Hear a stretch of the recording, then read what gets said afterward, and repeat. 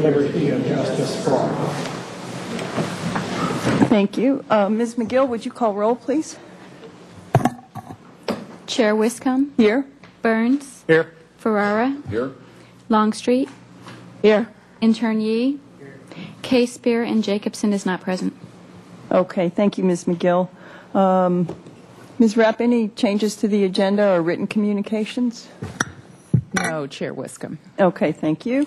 We'll move on to public comment. We have a speaker slip. Is there anyone here for public comment on an item that's not on the agenda? Okay, then we're going to close public comment, and we're going to move on to our favorite part, community service recognition. The first one is recognition of Zoto's Bowling and Beyond. Ms. Rapp? And Kathy King will do the presentation of this recognition. Welcome, Ms. King. Thank you. Good afternoon, everyone. As Nancy said, my name is Kathy King, and I'm a lead coordinator for adapted programs. I'm here to help acknowledge and recognize two wonderful individuals who have contributed so much to our bowling program. You will see a slide here of a couple of our participants at our annual bowling festival that we participate in. So the Recreation Department started adapted programs in 1971, and one of the first programs that it developed was the bowling program.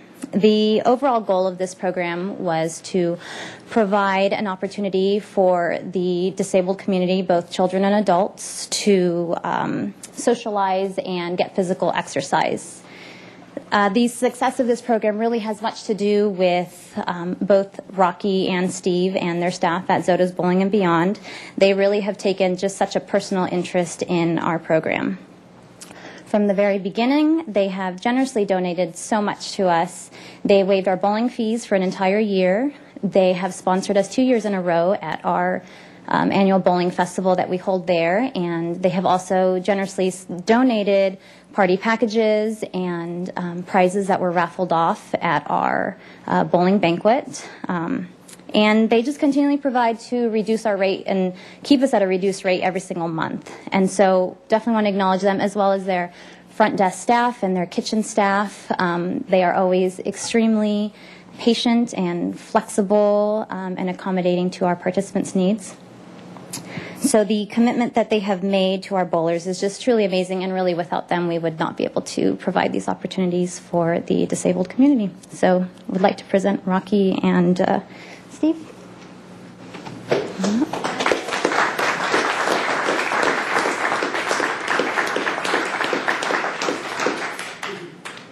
Rocky Horner. Congratulations on behalf of the Parks and Recreation Commission and the Department of Parks and Recreation. We thank you for the wonderful things that you're doing. Oh, sorry. I'm supposed to talk into this. Very sorry. Okay. And Steve Davis. Yes, sorry, Steve. Sorry. Congratulations, and thank you very much for everything that you've done. And a special word, I know you mentioned it, but a special word of thanks to the front desk staff and the kitchen staff at Zoto's also, who have, I know, done a lot of really great things too. Thank you very much. Would you like to speak? No, I just want to thank everybody. Thank you, everybody, for coming out and just enjoying Zoto's. We just love having you guys there, and we're glad that we can accommodate you folks all the times you're there. Thank you. Thank you. Thank you, guys.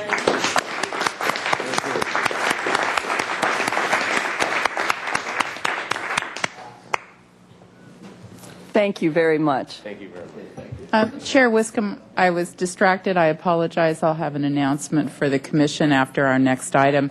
But before the gentleman from Zoto's leave, on behalf of the Parks and Recreation Department and over my many years with this department, Zoto's has been unflagging in your support of this program as well as our other programs for youth and teens.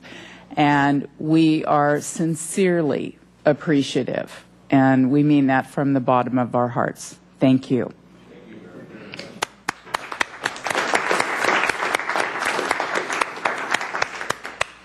And the next award will be presented by Anita Ho. Hello, my name is Anita, and I'm the coordinator for the Culinary Arts Program. We meet at the Franklin Center and at the Westside Center 2 days a week. I'm here to present a certificate for people who have helped us at the Franklin Center.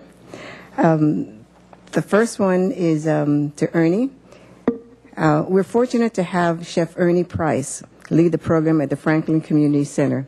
With his skills and professionalism, he introduces exciting menus, often with a flair that fascinates the kids. Since our kitchen is not yet properly supplied with equipment, he often has to transport most of these supplies and equipment needed for the day from his private kitchen. That takes a tremendous amount of organization because he has to know exactly what is needed for every single meal, and we usually produce at least 3 meals. Sam Kroll is next. The program could not run as smoothly as it does without untiring volunteer guide us through the activity each step of the way. Sam Kroll provides that support at both the West Side and the Franklin Community Center. She often is rushing from one job to another to get there to be with the youth on time. Because of her, in planning the curriculum, we actually put together a volunteer specialist day that involved having the volunteer provide a class because we knew how talented she was. She is so nurturing, supportive, and involved that some of the participants call her mom. As a matter of fact, I heard a student said, "You know, if you were my mom, I would never leave home." The food bank. This year, for the first time, we applied for support from the Santa Barbara County Food Bank. Jamie Nelson, who is here, did the inspection for the site. From the big smile of approval, we knew that we were in. He visited the kitchen and the program, and we knew he liked the program. When I arrived for shopping twice a week, based on the menu for the day, Jamie and all the staff are always there to make sure I get all the ingredients that I need for the day. As a matter of fact, they'll run up excitedly and say, "Anita, we have eggs, we have eggs." So they knew that we were making quiche that day. They've gone above and beyond the call of duty to keep an eye out for all the ingredients that we require and saved us a huge budget. It is my pleasure to work with these people in programming the 2011 Teen Culinary Arts Program. So, Ernie, would you come up, please? Chef Ernie Price, on behalf of the Parks and Recreation Commission and the Department of Parks and Recreation, I'd like to say all that you've done. You're very welcome. It's my pleasure. It's an extremely important program, and they have a lot of fun, and couldn't do it without you. So thank you very much. Thank you. Sam Kroll, AKA Mom. And you work at both Franklin and West Side. Wow, that's pretty special. Thank you so much for everything that you do. It's couldn't be done without you. Thank you so much. Would you like to say something? and Jamie for the food bank. On behalf of the Parks and Rec Commission and the Parks and Recreation Department, we'd like to thank you for all that you've done, Santa Barbara Food Bank. Thank you so much for everything. Thank you. It's really great. Would any of you like to speak? Huh? Just an amazing partner. All the mobile food programs with Ricardo and Teen Culinary Arts program has been great. Mr. Venegas? Yeah. Thank you. I just wanted to reiterate that, thanks to Anita and all the participants, the food bank, Chef Ernie, and also Sam, they've turned a wonderful program into something beyond what we would have dreamed of. And the truly amazing thing is that the rapport that they have established with the youth is amazing. And yes, they do call her mom and Chef. All the kids look up to you guys. It is one of the few programs that I see where the kids are basically knocking on the doors to come in. So So again, kudos to all of you, and I hope that we can continue in the future. So thank you very much for the work that you do for us. Really appreciate it. All right. Thank you.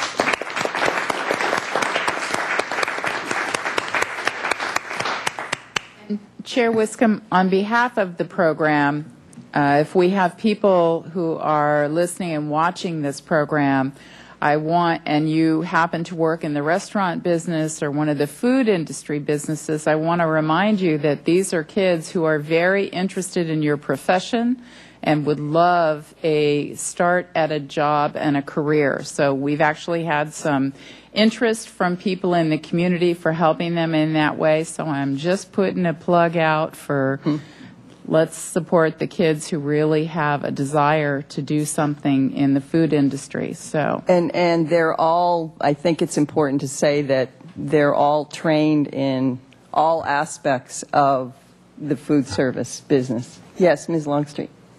I've been so impressed at the incredible growth in this program, the professionalism in it, and we hear a lot about what's going on with kids on the front page of the paper. This is the other side of the coin, and these are, wonderful young people and wonderful mentors to work with them, and we really appreciate that involvement. It's truly what makes a community. Great. Thanks again for...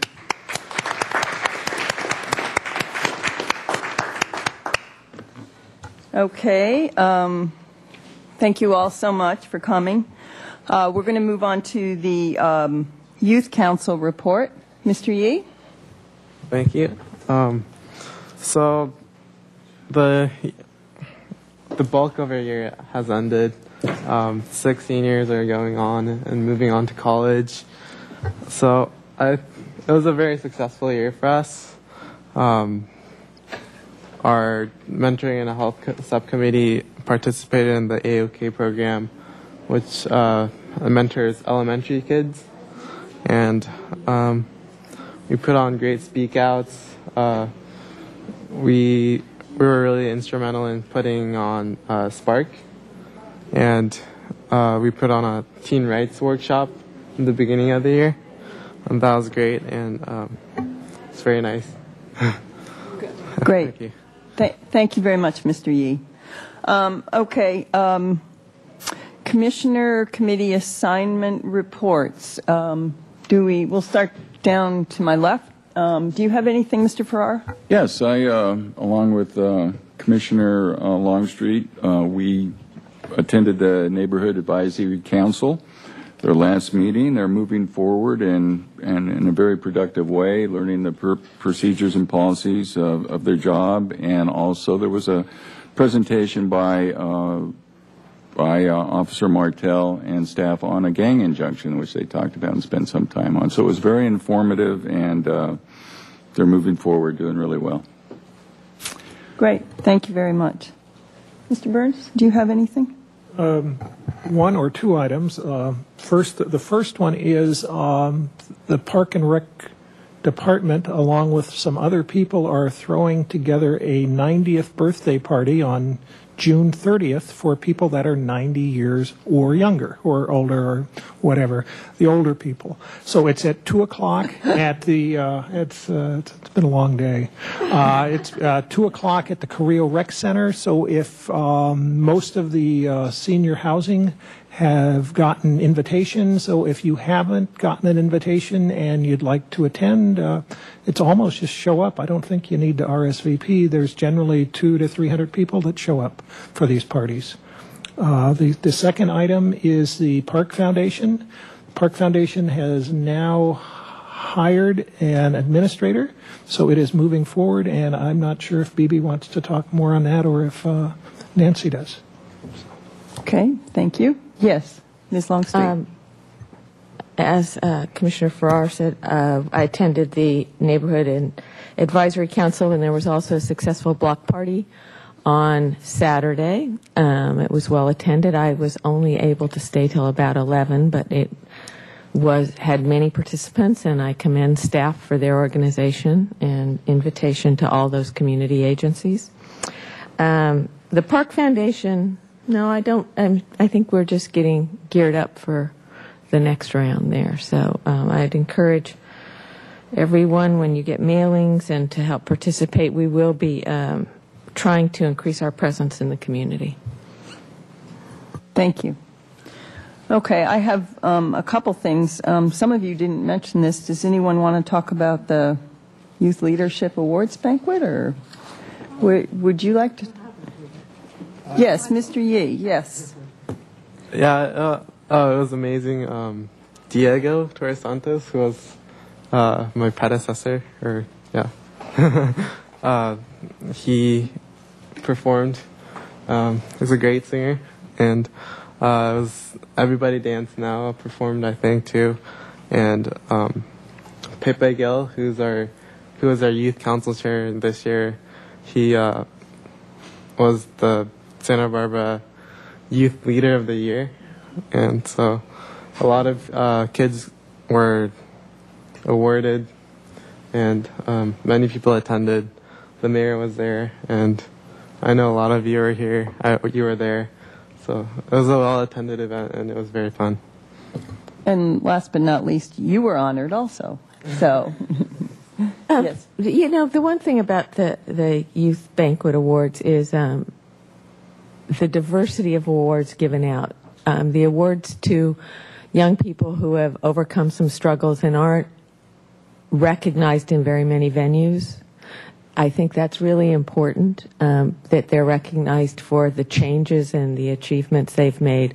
They may not be in the top 5% of their class or other things, but they have made big changes, and I think that recognition is especially important. So I commend the group that's come together to give these awards for recognizing that.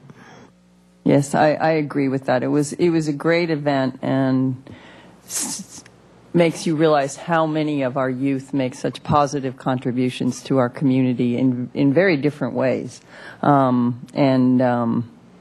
Ms. Longstreet's right about the some of them were really turned negative situations into very positive things and carried them forward to change other people's lives in a positive way. So I happened to sit next to one of those people, and it was pretty exciting to talk to her.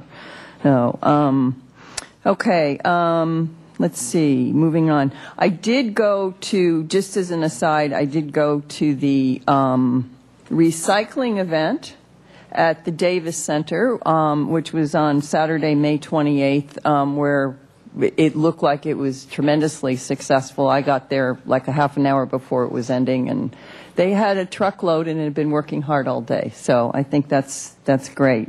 On June 8th, I attended the special tree meeting at Mackenzie Park to hear the staff presentation and evaluation of the ficus trees on Upper State Street.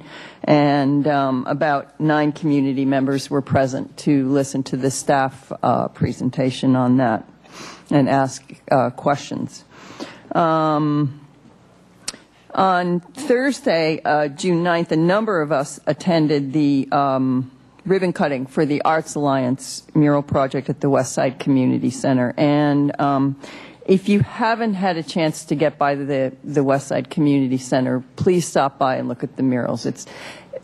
One mural is 280 feet long, and the other one is a backboard for handball court.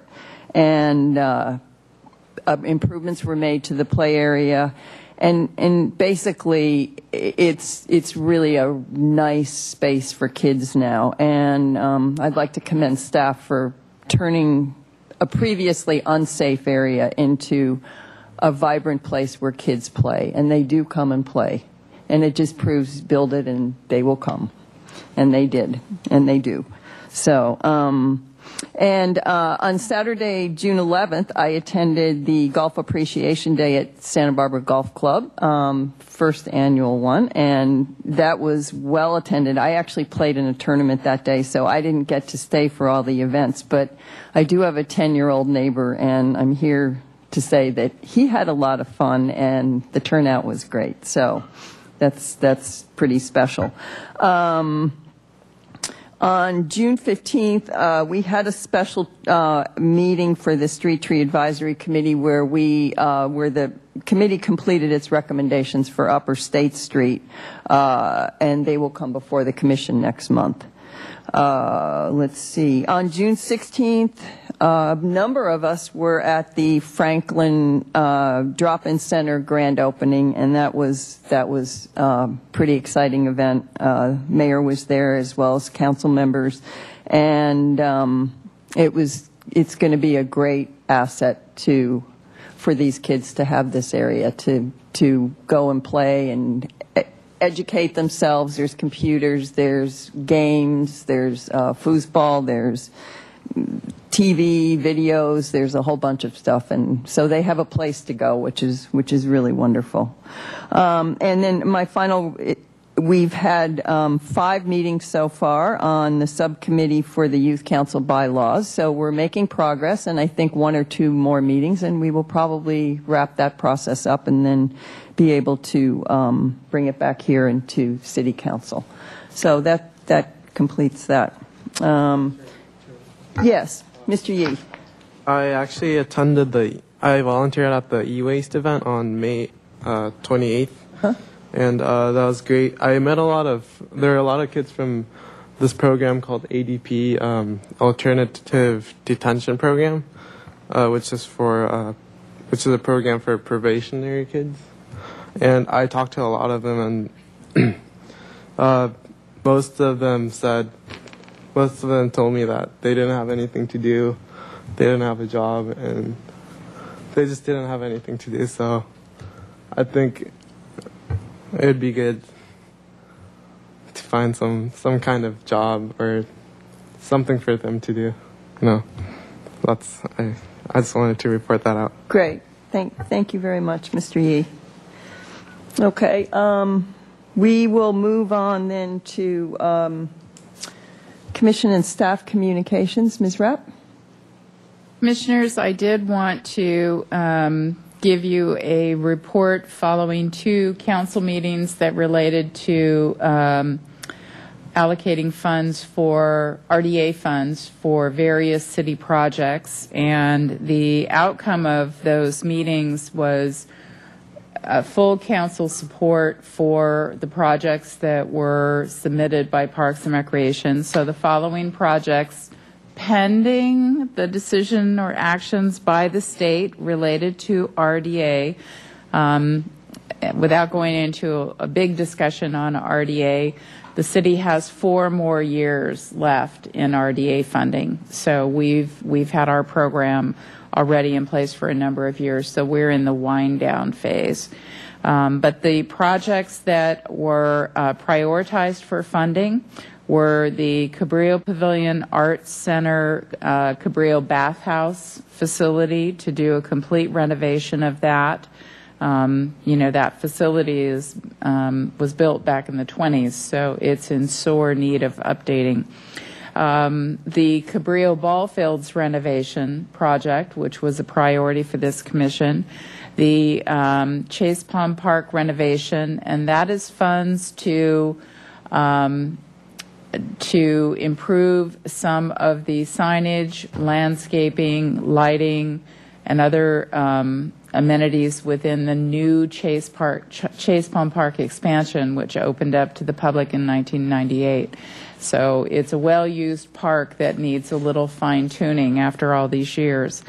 The East Beach Playground replacement and the Chase Palm Park Playground replacement. So that's probably about a total of $8 million or so out of the roughly $30,000 that the city is anticipating for RDA revenues in the future. So we appreciate all of their support and appreciate the commissioners that were there to speak on that. So thank you very much. I also wanted to make an announcement and extend congratulations. Many of you have probably seen the PSA that the Creeks Division did working with City TV, where our favorite George Johnson surfs in the gutter with the message that the ocean begins on your street. And we have been notified that that PSA won a regional Emmy Award. Wow. So pretty cool. So we're really proud of That's great. the work that went into that, and George's acting skills, although we'd really like him to continue in the role that he has with the Creeks program and not go off to Hollywood. And then I did want to share just one announcement, since he is so well known in the community. Many of you received the announcement that our Senior Supervisor Antonio Velasquez with Neighborhood and Outreach Services, after more than 30 years of service with the city, is retiring. And so we will miss him. He's been involved in many aspects of our neighborhoods and our community for all of those years. He's very well appreciated by people in the community, so we wish he and his wife well in this next phase of their life. But Antonio will be leaving, I believe the date is July 7th, so making that announcement. And that conclude that? Yes. Thank you very much. Yeah, we will all miss Antonio. There's no question about that. And very cool about the award, the Emmy. It's pretty neat. Okay, let's move on to the consent calendar. Summary of council actions, that's in our packet. Do we need to review any of those? Anyone need? Okay. So we're on to agenda item number 4, which is approval of the minutes of May 25th, 2011. I move acceptance. Second. Okay, any discussion? All in favor? Aye. Okay. Abstain. Oh, okay. Sorry, Nick. Okay, that carries. So now we're going to move on to Street Tree Advisory Committee items. We do have a couple speaker slips here, different items. So the way this works is staff will give their presentation of the item. We will open it up to the commission for any clarifying questions. And after we've taken clarifying questions, we will open it up for public comment. And you will have up to 2 minutes to speak on the item. And then we open it up again to the commission for discussion. And then we vote. Okay. Mr. Downey, the first item is 5A1, which is 21 North Milpas Street. Chair Wiscombe and Commissioners, 21 North Milpas Street. The application is to remove 2 Indian laurel fig trees. The applicant has raised concerns about the leaves that fall on the roof for the one closest to the building, some hardscape damage that you have photos in your packet, and potential damage to the private property. Since the commission postponed this decision from April, the sidewalk portion, the private sidewalk portion, a piece was cut out. It's determined there is a tree root under there. The tree root can be pruned and the repairs made to the hardscapes without ill effects to the tree. The Street Advisory Committee determined that these trees could, the problems with these trees could be mitigated through maintenance and recommend denial. Okay. Thank you, Mr. Downey. Does anyone on the commission have any questions to ask? Yes, Mr. Burns. Just a question. On the Upper State Street fig trees, we trimmed a number of the trees, and it was 3 or 4 years later when we realized the trimming of the roots didn't take well. If the trimming is done of these roots, how long would we know if it actually, we're planning that it works, but how long would we know? And then if it doesn't work, what would be the actions? Chair Wiscombe and Commissioner Burns, the pruning of the roots on Upper State Street was done for sidewalk repairs and street repairs directly adjacent to the tree. There were very large roots cut on more than one side at one time. The work that would be required to make these repairs would be much smaller cuts and farther away from the tree.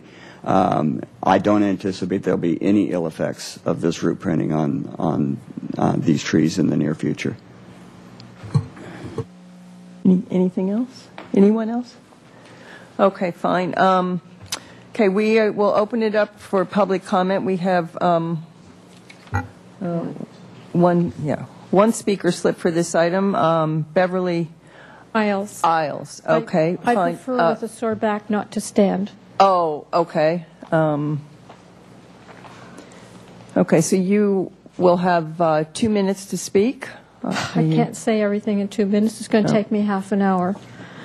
I'm sorry, you'll have 2 minutes. That's how it works for everybody. Well, how do I get through 15 pages in 2 minutes? You ready to start? Yes. I think you'll just have to... There's damage to the property. The walkway on my property has been damaged. It's cracked. It's now lifted the walkway so that the water runs into the stores. The tenants are complaining their carpet's getting all wet. To keep the place clean, I have to have it washed. The water goes inside. The last rain, the roof had tons of leaves. It cost me $500 for them to go and take the leaves off the roof. I have a letter from the roofer. We dug out the sidewalk. The tree overhangs the roof, and it is too close to the building. It's now hitting the foundation, and to take out the roots underneath, they cut a crack open, and it's definitely the roots, but they're huge. The contractor said they're huge. They go 60 feet, 50 feet approximately. I can't remember the amount.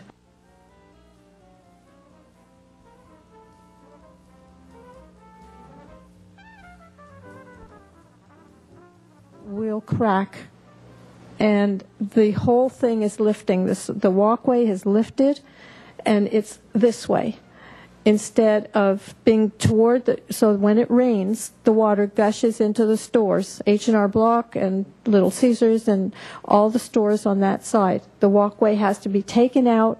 The roots go way down. The contractor told me, he took pictures. He said they're huge. They're going to rip out all those roots. That will weaken the tree because it's a 6-foot walkway. And all of that is cracked.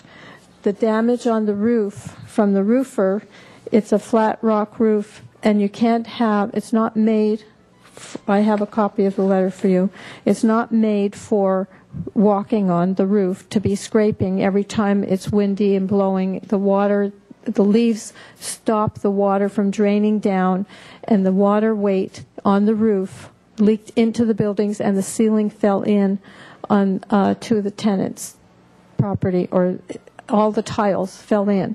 So that caused water damage into the carpet, into the thing, and now, and I didn't know this was an issue for several years now, and I didn't realize, I didn't put two and two together, but obviously it was the leaves, of the weight of the leaves landing on the roof and causing the problem. Okay, you'll need to wrap it up, please.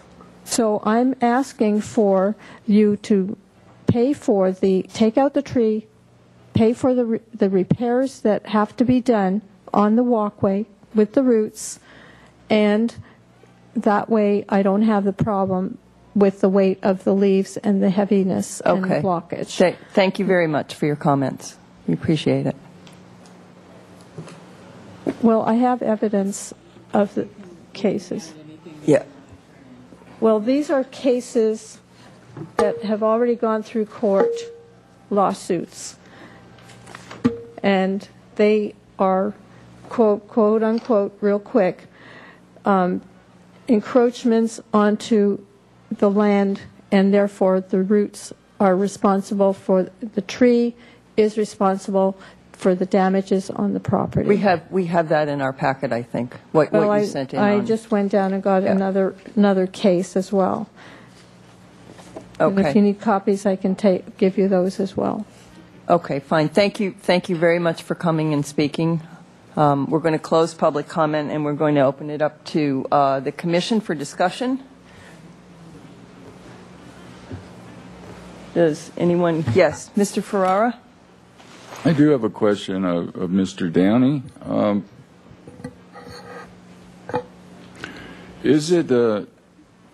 Has the tree caused water to, is it the fault of the tree that water has gone into the building and soaked carpets and created a damage in there due to the way it is now?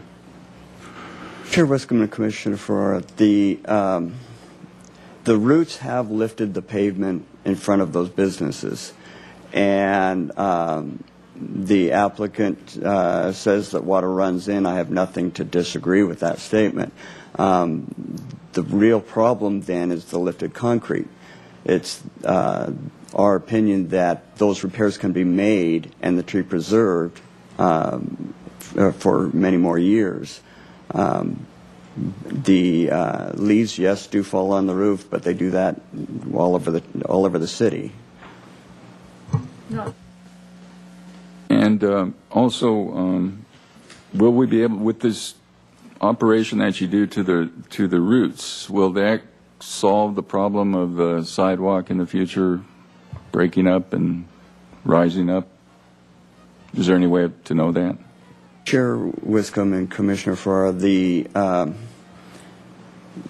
there is no guarantee that it will completely stop any lifting, but the root pruning that we would allow to occur will allow them to put back the original hardscape where it goes. We would even be willing to allow a root barrier that will help delay any possible future damage, but there is no guarantee that it will stop the damage.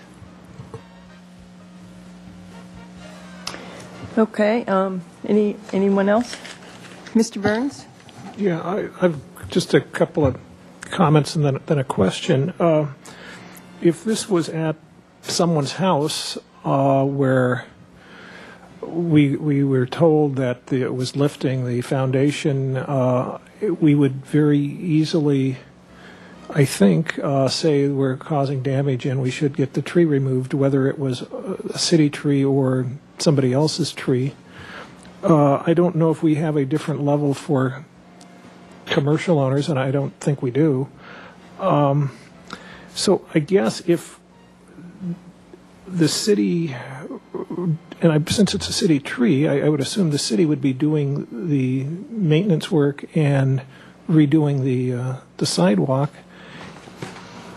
And how do you tell until we get another rain, or do you just put a garden hose on to make sure that it actually doesn't flood into the building? And I mean, it's kind of like we could try to save the tree, but if it doesn't work, where do we go from there? And what are your thoughts?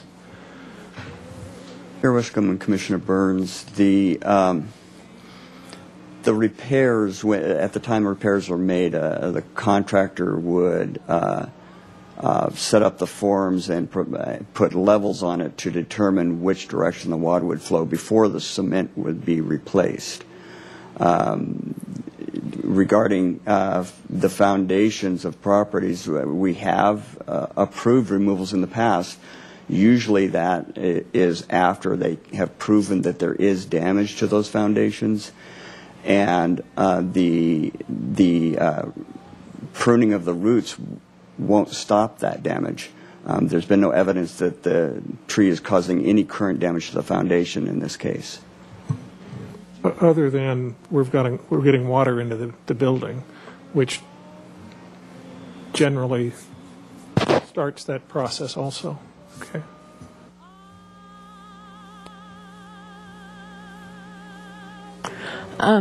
Yeah, you're not. I'm sorry, you're not allowed to. We can't acknowledge any comments you make at this point. Okay, anyone else? Do you have? Yes, Ms. Yeah, I Longstreet? have a question. All of the concerns we're hearing right now seem to be in regard to the tree closest to the building. There's 2 trees in this request. Can you enlighten me on why we would remove a second tree at this location? There was Commissioner Longstreet. The applicant is requesting the removal of the second one because of its proximity to the parking lot and the potential that it might cause damage to the parking lot. Okay.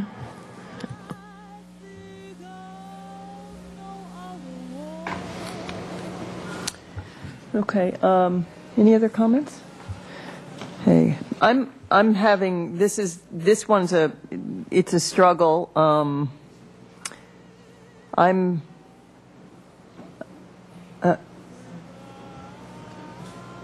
Excuse me 1 minute.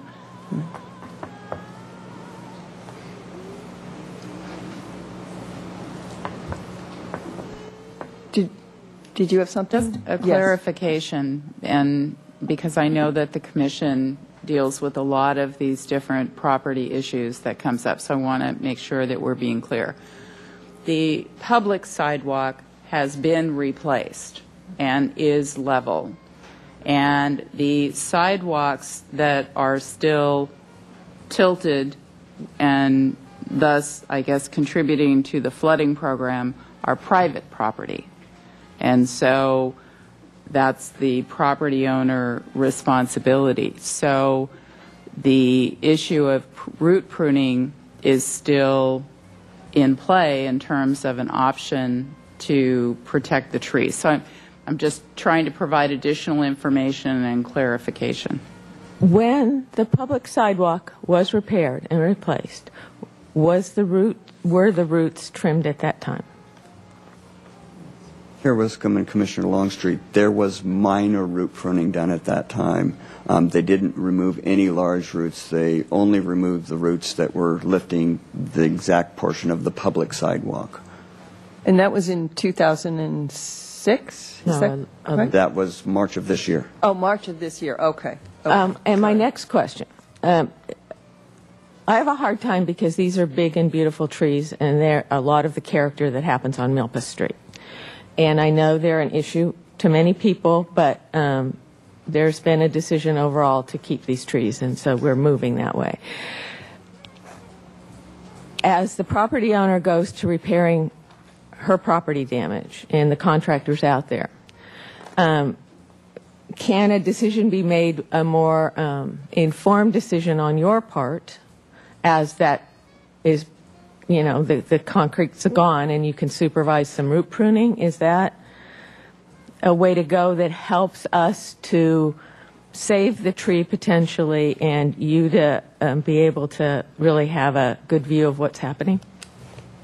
Chair Withcomb and Commissioner Longstreet, thank you for asking that question. It plays on the other question that was asked regarding the safety of the tree. At the time that repairs are made, I would want to be on site to determine the degree of root pruning that's required so that the applicant can make repairs to her private property.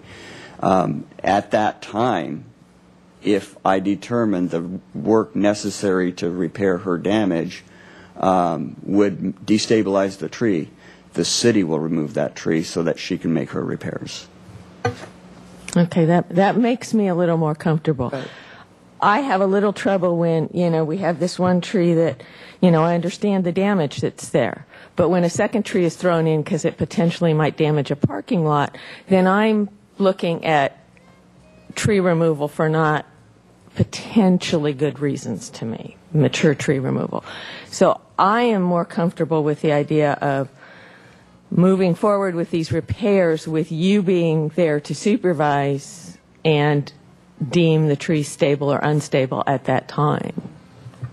Yeah, I agree with that. I'm having a struggle with this one because the you know, as we always have to go back to our municipal code, and these trees, and share Ms. Longstreet's view. I keep looking at it as one tree because I think the other one was,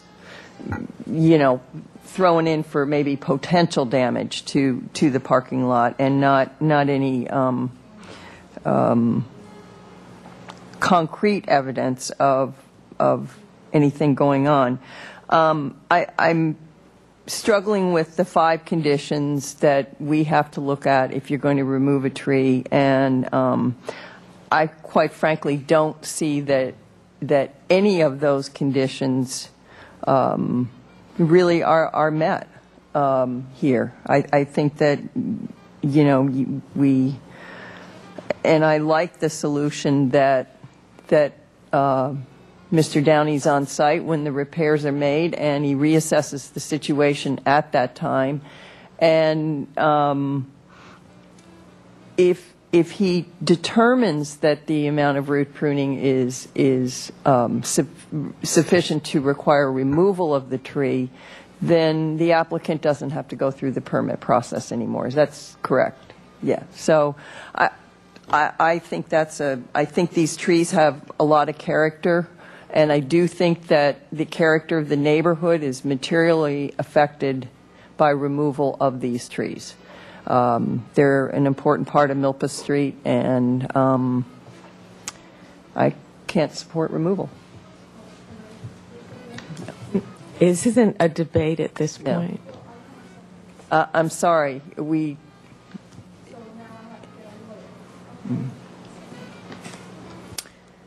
Give her the she can appeal. You are perfectly within your rights to appeal. We have not made a decision as a commission, and you are perfectly within your rights to appeal this to City Council, and that appeal has to be made within 10 days. And I believe Mr. Downey could give you all the information on how you go about that. But we should make a decision before you make any decisions. So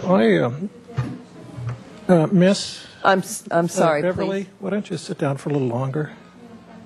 Okay, well, it's your decision. Where I see it is the one tree that's in the parking lot, I don't think we should remove. The issue is the tree closest to the building where we've got... Would you mind not speaking up, please? We've Thank got you. property damage caused by a city parcel, city tree, at a homeowner or a business owner. So if we... Who's going to pay for the maintenance of the tree? Who's going to pay for the sidewalk? We've just said it's a private sidewalk, so she should pay, except for it's a city tree that's causing the damage. So that's where, and I also realize we're a budget, that we have no money, but if we're going to do this, I think it's something the city should look at doing, not having the property owner do. And I'm not an attorney, and I'm sure there's, that's not a, I don't know if that's feasible. So, Tim? Chair Wiscombe and Commissioner Burns, regarding who's paying for the damage, any person who has a financial loss due to city responsibility has a right to file a claim with the city to recover those damages. That is dealt with through our risk management department, and Ms. Isles is aware of that process.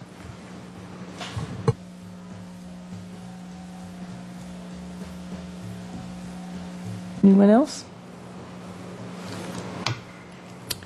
Does anyone want to make a motion? Yeah, I'd like to make a motion that of the two trees, the tree on the parking lot that we deny removal, and the tree closest to the buildings we allow removal. Okay, is there a second to that motion? Second. Okay, any further discussion? All in favor? Aye. Aye. Opposed? No. No. Okay. So we're split. Okay, I'll try. I would move that we concur with the Street Tree Advisory Committee recommendation and that we request staff to be on site for the repairs to the area to determine the safety and stability of the tree at that time.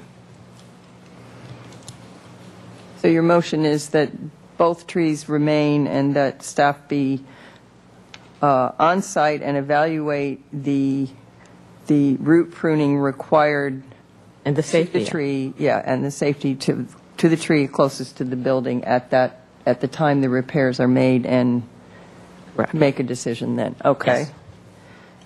Do I hear a second? I'll second it. Any other discussion?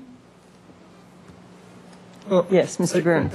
I guess that the question that comes up is we're letting the applicant know, I believe, that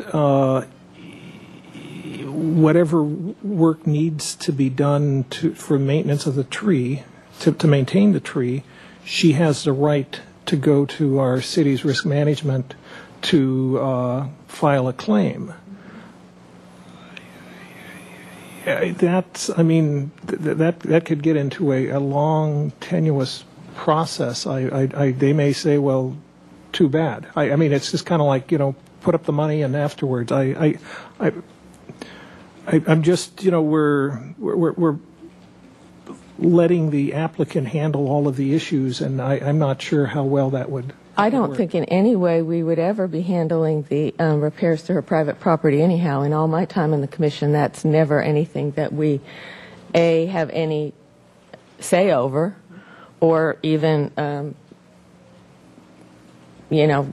determine. How would we say, that's why there's a process for handling that. It's not. The I understand if they get there, and I do trust that our city arborist would be out there, and if they find that there's extensive roots that, it's one thing if they're going under that sidewalk and that needs to be repaired. It's another if they take it up and they find they're going a different direction and under the building.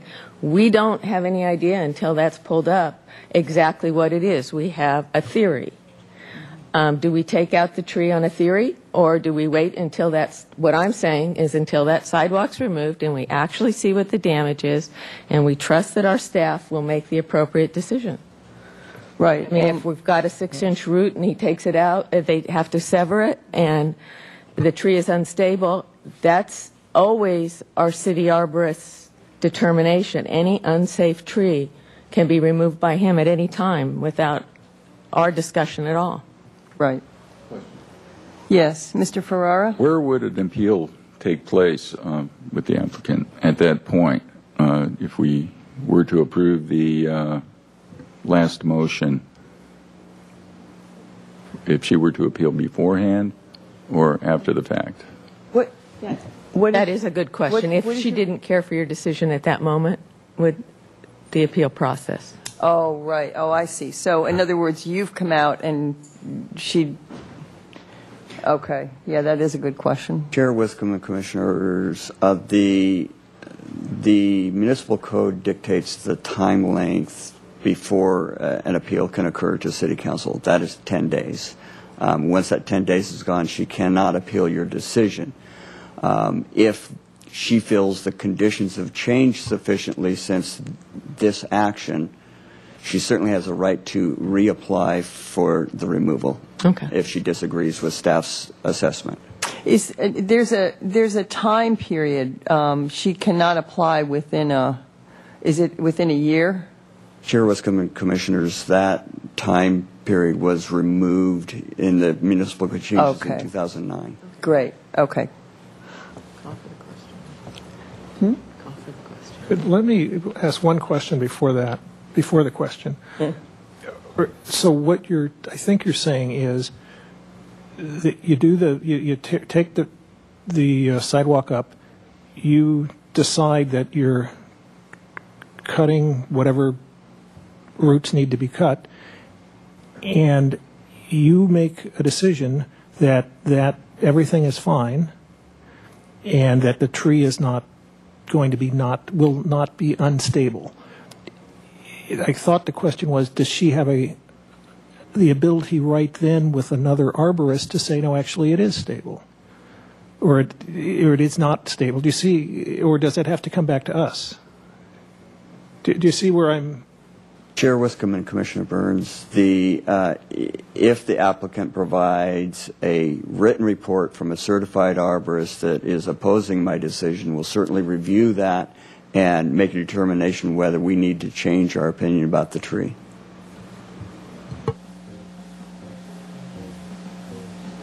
It seems to me that there are too many unknowns here, and it's worth going through the process. It's a pretty significant tree on Milpas Street. That's my opinion. So I would call for the question. Yep. Could you repeat the question?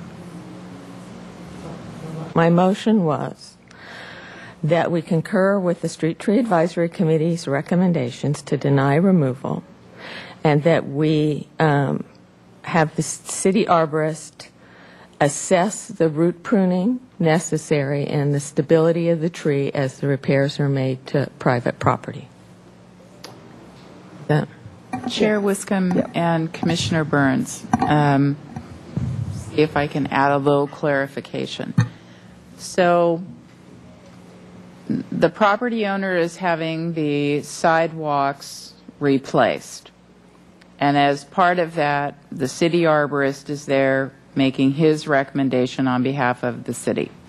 And the property owner has the option to have another arborist on site and to also weigh in with that opinion. The work would proceed to repair, replace the sidewalks. So the decision on the tree is not time sensitive. The decision on the tree could come back in another request to remove the tree, and the decision that the commission would get is with the city arborist opinion and if it exists, a differing certified arborist opinion, and then that would come before you. And that would be the process. So I just wanted to help with that process, just in terms of timing. One last question. About a year ago or 2 years ago, we had a split vote. What will happen if it's a split vote this time? Chair Wiscombe and Commissioners, if the Commission does not have a majority vote and no new motion is made, it is deemed a non-action, and by municipal code, if there is no majority vote, the approval is substantially approved. So both trees are removed. Both trees get removed then? Okay. Okay, so there's no further discussion. We have a motion. We have a second. All in favor? Aye. Aye. Opposed? Nay. Okay, motion carries 3-1. Okay. And again, you do have 10 days to appeal to City Council if you'd like. Thank you. We've got to move on to item 5B1, 533 East Anapamu Street. Mr. Downey? Chair Wiscombe and Commissioners, 533 East Anapamu Street is a brush cherry tree that exists very close to the building. The applicant has a small child and there's no outdoor play area. They are planning to build a wall to encompass a sort of courtyard so that the child can play outside safely. The wall will have a direct impact on the tree roots. The committee determined there was a reasonable development that warranted removal of this tree and recommends approval. Okay, thank you, Mr. Downey. We have no speakers, so we'll open it up to the Commission for questions and comments. Anyone?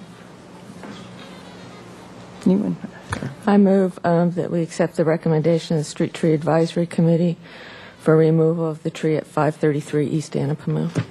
And do I hear a second? Second. Okay. Any other discussion? All in favor? Aye. Okay. Motion carries unanimously. Thank you. Okay, we're on to 5C1, 1801 Cleveland Avenue. Mr. Downey? Chair Wiscombe and Commissioners, 1801 Cleveland Avenue is two trees. One of the trees is actually a street tree by the municipal code definition, the one closest to you in this photograph. The one in the background is a setback tree. The applicant has had several branches break out of these trees and is concerned for the safety of their citizens. The tree in the background has had very little maintenance. The Street Advisory Committee determined through a little bit of maintenance these trees could be preserved and recommend that their application be denied. Okay, thank you, Mr. Downey. Again, no speakers for this item, so I'll open it up to the Commission for questions and discussion. Anyone have anything? Do I hear a motion? I'll make a motion that we concur with the Street Tree Advisory Committee. It's a recommendation for these trees in question. Second. Okay. Any other discussion? All in favor? Aye. Okay, that carries unanimously. Okay, so item 5C2 is 3768 Brenner Drive. Mr. Downey? Chair Wiscombe and Commissioners, the tree at 3768 Brenner Drive is a liquid amber. The applicant is proposing to install a native landscape, and they're proposing to replace this tree with a native tree. The committee reviewed this and reviewed the municipal code considerations and findings, and although they commend the thought of planting native trees, they could not come to a recommendation to approve this for those reasons. Their recommendation, therefore, is to deny the removal. Okay, thank you, Mr. Downey. We have no speakers on this item, so I'll open it up to the Commission. Any questions, comments? Okay, do I hear a motion? I move we concur with the Street Tree Advisory Committee recommendation to deny removal at 3768 Brenner Drive. Second. Okay. All in favor? Aye. Okay, that carries unanimously. Okay, we're on to item number 6, 507 Brosian Way. This is a follow-up to an item the Commission had, was it last month? Yeah, last month. April. So, April. April? Yes, that's right, April. Okay. So, Chair Wiscombe, yes. perhaps before I turn it over to Mr. Downey and then we go to public comment, let me just give the Commission a brief overview of where we are. Because this is one of those unusual situations that right up until the start of the meeting, we had new information coming. So originally, as you will recall, there were 3 trees that were requested for approval. The Commission action at the last time this item came before you, you approved removal of 2 of the trees. And you asked for additional information on the 3rd tree in terms of whether or not the Public Works Transportation Division determined it was a safety hazard or not. So what is before you tonight is that 3rd tree. In the meantime, and I know that you understood this from when this item was before you before, this is a very contentious issue in the neighborhood. People have very strong emotions about it, and we appreciate that the neighbors have come together in what we all believe is a workable compromise. And so I believe that your public speakers will speak to that. In the interest of just making sure that if something falls apart, because we still have an appeal that's registered with the city clerk's office of your last decision, that if we get an agreement that's formalized, that appeal goes away. And we're very hopeful that all of this is going to fall into place. But just in case, so that we don't have to bring it back to the commission for anything in the future, our recommendation is that the commission go ahead and deal with the action before them on their on your agenda. And you, so my recommendation is that you hear a report from Mr. Downey, and that you maybe hold your questions and then listen to your public comment, and then from there we'll move forward with the action on this tree. Okay. Okay. Thank you, Ms. Rapp. Mr. Downey? Chair Wiscombe and Commissioners, at 507 Brosian Way, at your April regular meeting, you reviewed these trees. The two trees in the outsides on this picture a decision was reached by this commission to approve those removals. The tree in question is the middle tree in this photograph. The commission at that April meeting postponed a decision pending information from the traffic division. Since that time, staff went out and measured the tree based on the municipal code, and has determined that this tree and none of the others are actually within the definition of a parkway strip, and therefore city-owned tree. Based on traffic division's opinion about the site visibility and the fact that this is a city-owned tree, and the structures that are in the other trees that make them hazardous are not as present in these trees, the city's determined that we can prune these trees and significantly reduce the risk of any future branches falling, and thereby preserve the tree. Staff is recommending that the commission deny this removal, and staff will then proceed with pruning the tree. Thank you, Mr. Downey. Okay, any clarifying questions from the commission? No? Okay. Pardon? It's recommended we take them first. Oh, well, I was just asking if anyone had any questions before we took public comment. So we're going to open it up for public comment. You have up to 2 minutes, and we're going to start with Cy Lyon, who will be followed by Robert. I'm going to do this again. Feruzanda? Did I do it right? Perfect. Wow. Second time's the charm, huh?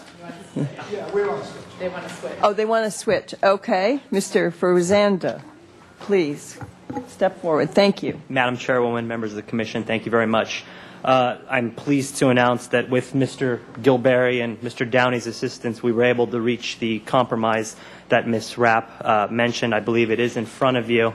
What it basically is that at this time I'm going to withdraw the application on behalf of the 6 applicants. Mr. Lyon will then withdraw the appeal of the 2 approved trees from the City Council. At that point, then we're also modifying the terms of the Commission's prior action. The Commission previously authorized the replacement trees, the 3 replacement trees for the 2 that we're removing, to be placed within 100 yards of the current trees. We've modified that and lowered that requirement to 75 feet, and you'll see that in Section 3 of the agreement. The requirement that the trees be able to achieve 30 feet in height, that's still in here. Mr. Downey will approve that prior to issuing a permit on the replacement trees. And I have come to an understanding with Mr. Downey that the pruning on that middle tree will take place hopefully by the end of July, but no later than September 15th. I have the signed agreement before me. I don't know how you want to handle this. Do you want it, or do you want me to keep it, or? Chair Wiscombe, if I could add some clarification, seems to be my role tonight. So this legal agreement, this draft, is really not something within the purview of the Recreation Commission. And in fact, it's indicated that the city arborist would sign it, and we really wouldn't do that. But I am going to confirm for you our agreement, and I'm going to rephrase how Robert presented it. See how I didn't have to struggle with your last name? Chicken. I called you Mr. F earlier when I was talking to Tim. Losing the point. So the conditions that the neighbors agreed to and which the city arborist agreed to are already within what the commission approved. So there's no modification per se to the commission's conditions that you already acted on, because the city arborist can enable that. So there's no additional action there. And we concur with the presentation as you have it. So we are very hopeful, as I said, that all these pieces, everybody is agreeing, but we still have the appeal in the city clerk's office, so we're all operating on the assumption that it will fall into place as we've outlined it. Right. Okay. Thank you, Ms. Ruff. So we're still going to take action on this specific tree, and thank you. I would ask that I withdraw the application so that no action is, if it's possible, I would ask that the application be withdrawn so that no action is taken. And well, we've actually already taken. We can do that. No, I think if he is withdrawing it before you act, and my understanding is that I think we can do that. No? Chair Wiscombe and Commissioners, the language you just used is withdrawing the application. Can you clarify that this is for the third tree, please?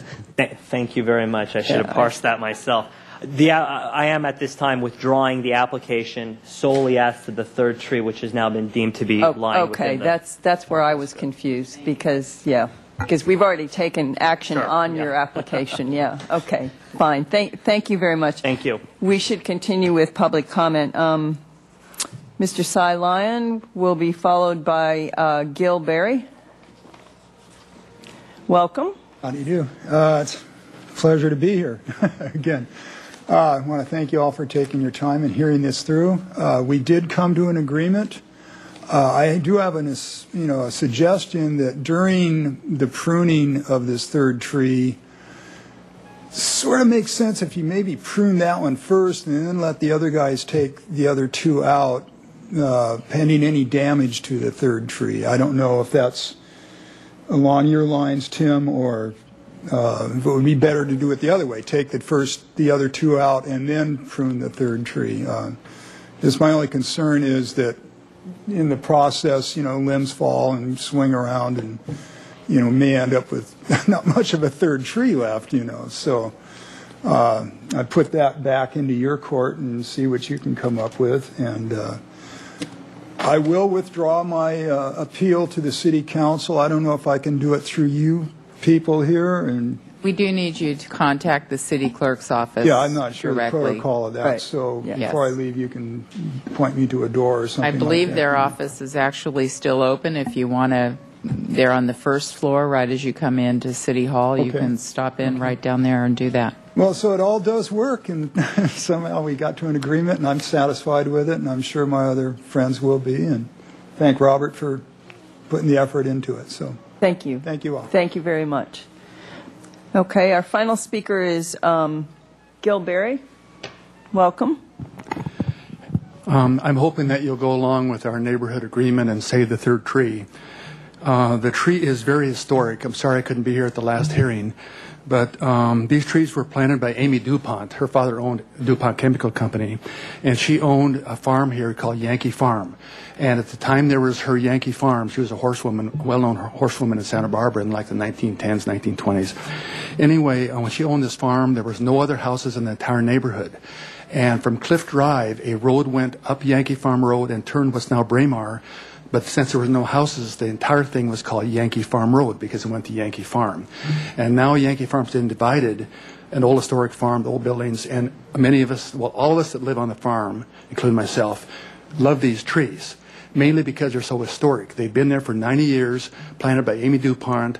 Way back before there was any subdivision, the Yankee Farm Road was actually our road to our farm. So these trees were planted as street trees for our roads. That's why we're so attached to these trees. So I thought I'd explain it.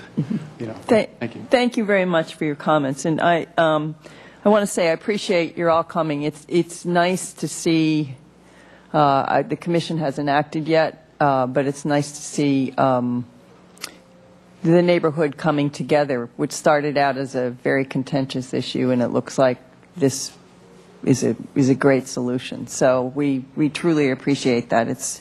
We like happy endings. So public comment is closed, and I'm opening it up to the commission for comment or questions. Yes, Mr. Burns. We don't need to act. Just one question that may not need to be answered, but if you could, Mr. Downing.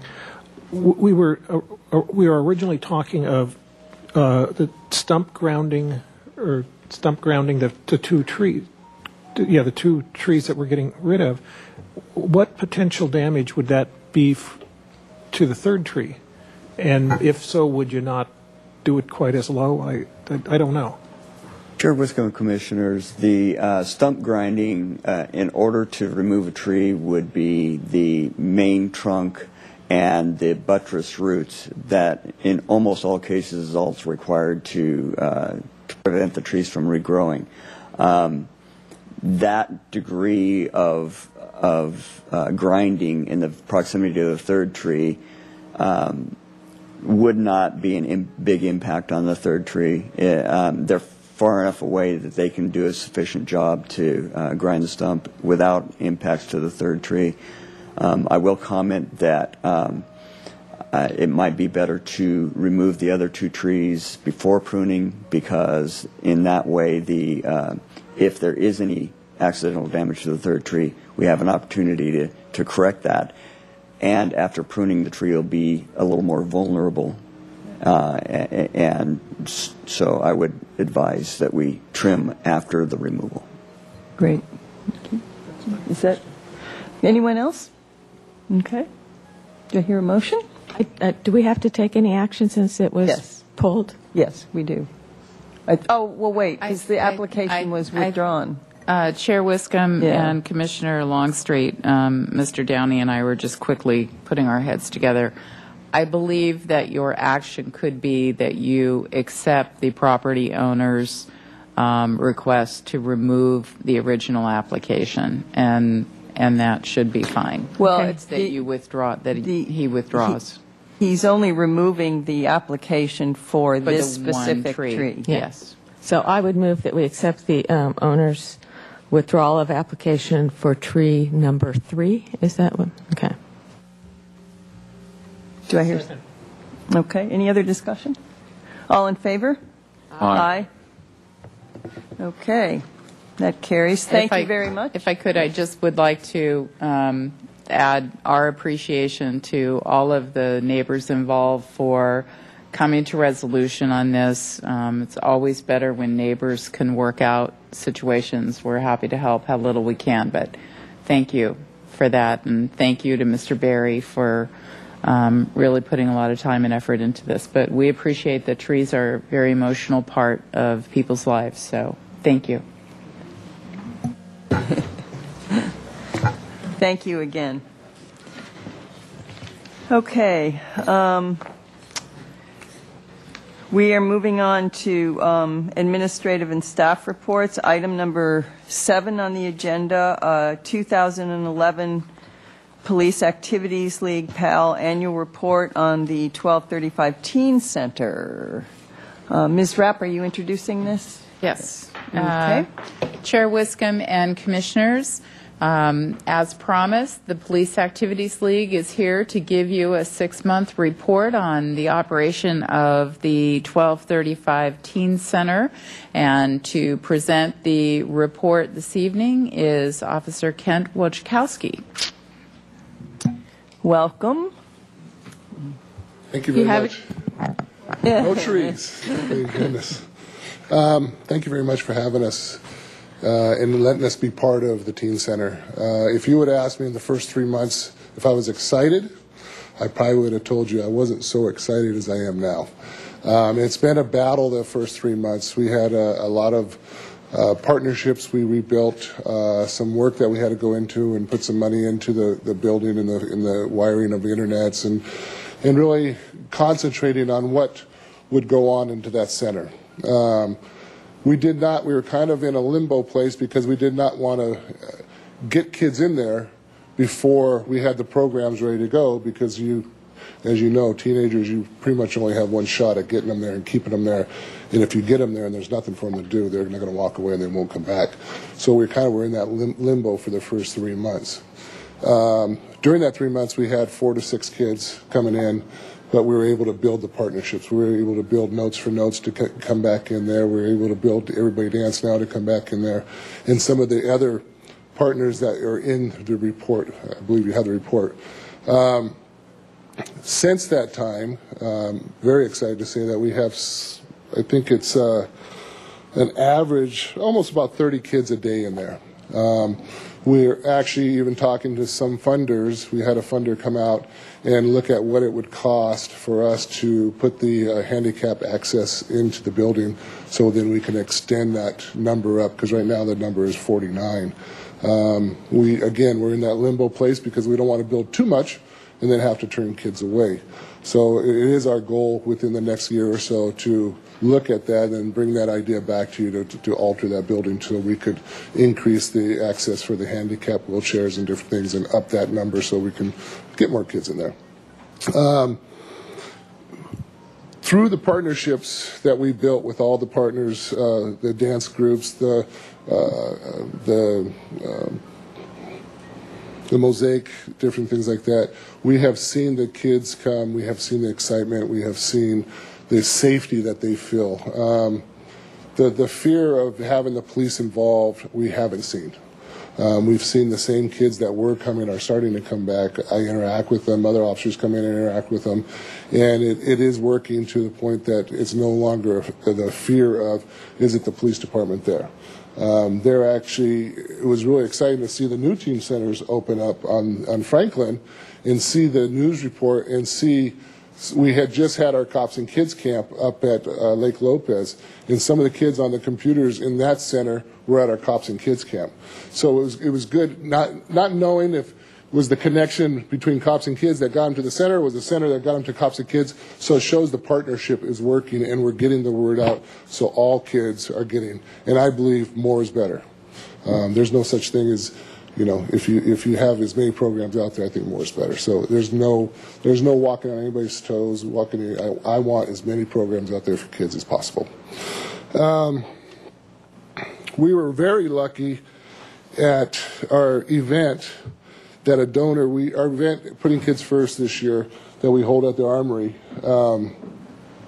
We had a couple donors that we showed a video of the center, and that one of those donors who wants to stay anonymous came over with his wife and wanted to look at the center, and from that came back to us and donated $18,000 towards the center and towards programming. And one of the best part about it is that we're able to extend now the summer hours, what we were going to do from 2:30 to 6:30, from noon to 7. So we're open noon to 7, 5 days a week. And some of the other things that are in your report are exciting. Hiring one of our kids that have been in the programs to now be a senior mentor in the Notes for Notes program is a huge success. I mean, these kids are just thriving. You give them a little bit of responsibility, and they love it. The biggest success of our program is structure. We give them structure. We don't cancel programs, even if it's 1 or 2 kids, and it's a 5-week program. We run it for 5 weeks, and then it's over. We don't cancel if 1 or 2 kids show up, because the next time around, they say, oh, it was fun. You got 4 or 5 kids. And the next time around, 6 and 7 kids. So it shows that if you don't cancel, just because people aren't showing up to meetings or something, its success will come down the future. So I'm here for questions. Like I said, I'm very, very excited about the center, and we are in the I don't think it's negotiation anymore, but we're in the process of extending the lease, and we have some donors that even want to come in and look at more funding for the center. Thank you, Officer Wiskowski. It's just remarkable what you do, and we're very pleased. I'm sure some commissioners have comments. Anyone? Yeah, sure, Nick. Yeah. Sure, thank you. What is the most? What attracts the kids the most there? What do they like to do the most there? It's probably the Notes for Notes program. And what's really good about the Notes for Notes program and Phil's program that runs it, it's now at the Boys Club West, or their new name is, and the Downtown Boys and Girls Club. They have it in both centers. Well, we were having it a couple of days a week.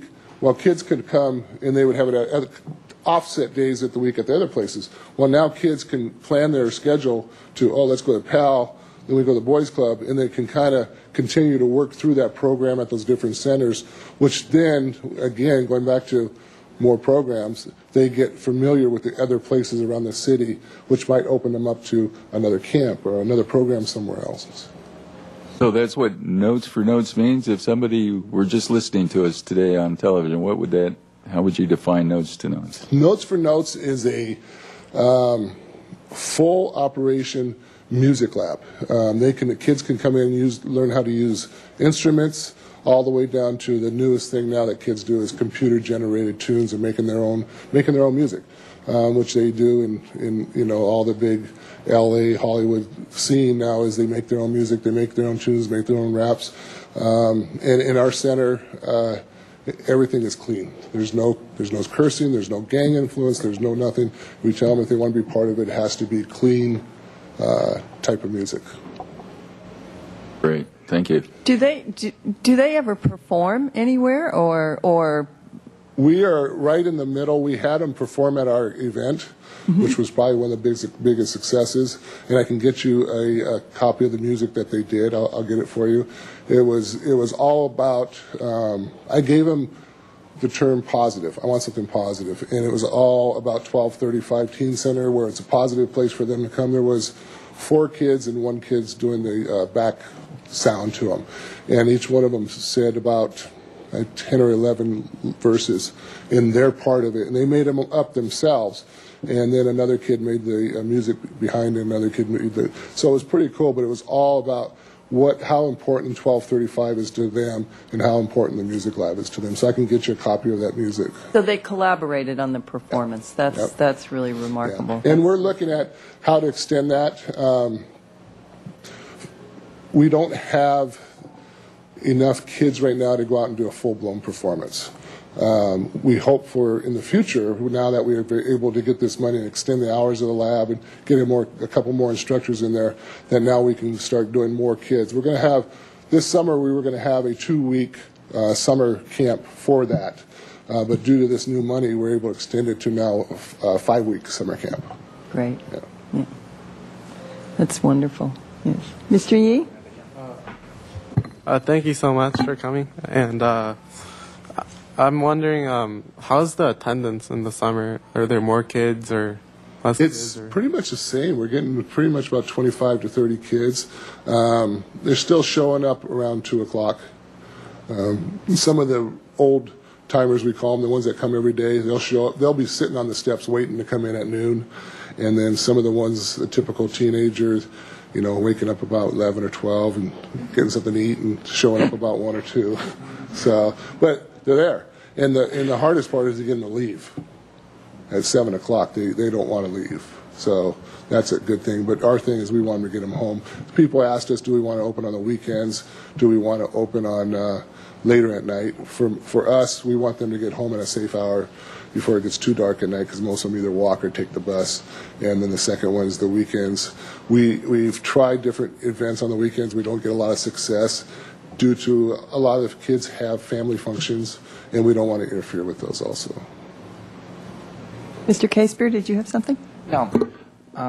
Officer Wojo, I really appreciate the work that you do with the kids in our community, and I just feel like you're on the first line of offense. and how we're going to turn things around. So, and the teen center is where it's happening. And one thing that I've just been curious about, when along the way, some people have expressed concern that there are certain kids that would be turned off or not willing to come to the teen center because it's a police-oriented activity. Do you have any thoughts on that? I have a lot of thoughts on it. Okay, good. There is no kids that turned away that want to be helped. Let me just phrase it that way. If you're a gang member and you're in gangs and you want to continue to be a gang member, then we're not going to facilitate that in any of our programs. But if you come to us and say, I want help, I want to be out of the gangs, I want an excuse to be out of the gangs, I want somewhere to go, I want to be in a program, my arms, my doors, everything is come. Because I've always said, is when I first started PAL, is if I could start an excuse for a kid to say, I can't go with you to do that because I got to go do this, I'm there for those excuses. And you do have examples of kids that were in the past actively involved in gangs who are now actively involved in PAL and teen center activities? Numerous. Okay. Yeah, and numerous that are on that fence that we're starting to go that way, and we're starting to get the D's and F's to kind of put them down to that level where they go, I just give up, now are B's and C's. So academics are part of... Academics, at the center, we do not do progress reports, we do not, but in our structured, organized sports, our after-school programs, as far as like the on-campus, our club activities like that, we actually have access to the school databases where we can go in and go, you have to maintain a C average. And we don't kick them off. We say you have X amount of weeks to get those things in, to get your homework in, and then after that point, we go, we've done everything we can do. If you don't want to do it, then I'm sorry, you're going to have to leave because there's another kid, because we have waiting lists. There's another kid that wants to be part of it. And if you don't want to do your part, we're willing to give you a uniform, we're willing to transport you, we're doing all this stuff. But if you don't want to help, we can't. Good. Establishing some boundaries, accountability, all those things that the kids want. They want it. They strive bad. for it. Yeah. Because they don't have it, a lot of them don't have it in their home lives. They want somewhere to go where they can go, I know that person's going to be there because they told me I'm going to be there. Mm-hmm. Yeah. Thank you. Well, yes, Ms. Longstreet. I'm glad it's working so well, and I'm glad that you have the ability to bring in more funding and extend the hours, because I think that's really what we need. And like you say, I mean, we need all the programs in all the different places, and it's good to see. I mean, tonight we started with the culinary program, and it's good. I think there's a lot happening that people don't know about and aren't aware, that for our kids, and I think a lot of our kids are doing a really good job. Definitely. I'm wearing two hats, police department and love of kids. And when budget times come around, I see both. Mm-hmm. Because you can't keep taking from kids. You got to give back to kids sometime. Yep. Thank you very much. Well, I know the commission this was a real heart-wrenching one for the commission, and want to compliment you on your success. You have a 5-fold increase in attendance, which is phenomenal, in less than a year. And you're getting funding, and you're doing all sorts of things and extending hours and making it happen for our kids. And we thank you very much for that. Appreciate it. One last program I forgot to mention that I kicked around for when we first started getting going, and I never thought it would happen. And I went into the center on Tuesday, and I had my first group of kids. I have a great staff. It's not only me. I have a great staff. Alvia is what helps run the center there. She's awesome. First group of 10 kids that are now going to partnership with the seniors across the way and have a lawn bowling team. Oh, yeah, that is great. So to say that, hey, let's try this and try to get the old values back of respecting your elders. And to see that and to see the 10 kids, everything from the 11, 12-year-olds up to the 16, 17-year-olds coming together and make a team to be part of that was pretty cool. You had 10 volunteers to do that. Oh, 10 kids, 10 yeah, kids. yeah. That's wonderful. And, you know, you think about it, we always talk about how to expand the lawn bowling and who's using lawn bowling and where's it going to go. Yeah. You know, well, as you this know, is going to help. And being part of with the lawn bowling, it's a very active group. It's lawn bowling in other countries is huge. They have big ideas about getting this group to start making smaller groups within the high schools and then competing as a after-school intramural teams against each other within the schools. So it's something we strive for. Like I said, if you would have asked me 4 months ago if it would have happened, I would have said, let's try it, but so it's happening. So let's not naysay the possibility of that in the future. That's great. Well, congrats. One more question. Yes, Mr. Farrar. How are the parents are they getting involved too? Or do you have meetings with the parents too where they can come and see what their kids are doing? How are the parents involved? We don't have parents that come involved. We don't want them involved as much. We have them involved as far as like the sports and different things like that, or through the schools. If we see a kid that's starting to fail through their sports, we'll bring the parents in and we'll start involving them that way. But this is a place for kids, and we've had parents in the beginning that tried to come in and just smother their kids, like, oh, I want to make sure they're okay. And once they felt they were okay in there and they knew that the kids would be okay, then they kind of went on their way. But you could see that everybody, their own kids started to kind of like, I don't know if I really like this, and then they get embarrassed because now your mom's coming and everybody's going to say your mom's coming. So it's more of a place for kids. Yes, Mr. Burns. I thank you again for what you've done. I mean, this was when we started this. I mean, we, the city, really didn't have the funds to do what you're able to do, and it's with our budget. I'm glad you guys were able to take it over. There was a lot of questions how it would work, and it's done it amazingly better than I think any of us had planned it would. So thank you again. I appreciate it, and it's like, as I said, it's not only us. The partnership with Parks and Recreation, and Nancy and her group, and Sarah, we don't get told no if it's positive. We go in there, we say this is what we want to do, we lay it out, and it's always let's try it, let's do it, let's try this, and that's a rare thing to do in politics anymore. Usually it's kind of like, oh, let's get, you know. It's not that way in Parks and Recreation and Nancy's group. They're very proactive with thoughts of kids. So. Great. Thank you again. Yeah. Okay, bye-bye. And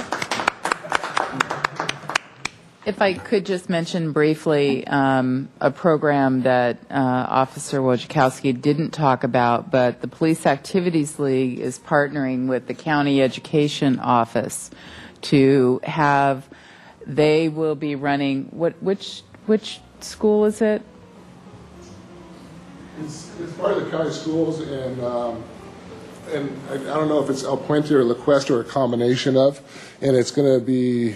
We haven't come down with the start date yet, but the center is open during the school hours from 2:30 to 6:30. We have all those hours in the morning where kids can then come in and they, through the computer system, can take independent studies on the computers and accelerate their classworks, where they can come in now and say, hey, I'm 2 or 3 credits behind, come in there and knock those out, get them back into San Marcos, get them back into Santa Barbara, and that way they can accelerate their learning back into the regular schools. They'll be able to do that. I don't think we've actually had a date, but we've started, when we came here, the budget wasn't there for the school district. It's now starting to go that direction because everybody's starting to try to think outside the box. Mm-hmm. And some of the traditional ways of teaching and traditional ways of, hopefully someday we'll have a technology school in the city and do that also. So that's a program that I think we're going to probably within the next school year start implementing. And this is a partnership that came out of the South Coast Gang Task Force. Mm-hmm. This was a real effort to identify specific individuals that needed help with building up their academic credits so that, as Wojo was talking earlier, they don't just give up. So if we can help them achieve their high school diploma, they have a much better chance as they go out into the world. So this is a wonderful partnership to take a resource, the Teen Center, and provide a place for these kids, these students, to come in and use that facility, and then hopefully there's some blending into the afternoon programs and the relationship with the staff at the Teen Center. So this is a real win-win for the community, and that program is a proven success in terms of increasing the graduation rate of those students who are struggling in school right now. And it goes back to my original theory of give them excuses. Sometimes they go into after alternative school, and they got a whole bunch of people around them that they have to stay tough. They can go to a place that's quiet. They can sit down. They can do their classwork. They can do their through the computers, and they don't have to be tough. They can just go in there and do what they got to do and get themselves back to where they need to be. Great. Thank you again. Yeah. Okay, we're on agenda item number 8, and it's an update on upcoming summer special events. And the information was just provided in your packet for information, so we Okay. don't have a staff presentation on that. Okay, that's great. Okay, and I appreciated that. I have one comment on that, staff, and on the report. I noticed between the two events, the concert series and the children's fiesta parade, there were 75,000 people attending those two events. And I'm thinking to myself, that's getting close to the population of Santa Barbara. That's pretty impressive, and that doesn't even include July 4th. So congratulations. I thought that was great. So, okay, Ms. Rapp, did you have something? Well, I'd just like to comment, too, on the amount of sponsorship in that report and how it's come up over the years. And, I know that that's been a struggle. It's hard, when times are tough, it's hard to get that sponsorship. So congratulations to the staff for that. Okay, so that yes. Chair Wiscombe, I know that Commissioner Case-Beer came in late, and he was also at the Lower West Side neighborhood block party, and I don't know if you wanted to mention a couple of... I just want to acknowledge that it was bigger and better than last year. More social agencies, from Planned Parenthood to Housing Authority, City College, education, county education office, and then just more families, more kids. And Pete and his crew just facilitating everything. They actually closed off the street with the medical van and then a BFI garbage truck. And the refuge workers took one of those plastic things and hung it up on the side of the garbage truck, and they had a couple basketballs, and the kids were shooting baskets in the middle of the street, and good time for one and all. That's great. Thank you for that report. That's wonderful. I know, Ms. Longstreet, you went, right? But you said you were there early, yeah. So it sounded like things really got rolling. Okay.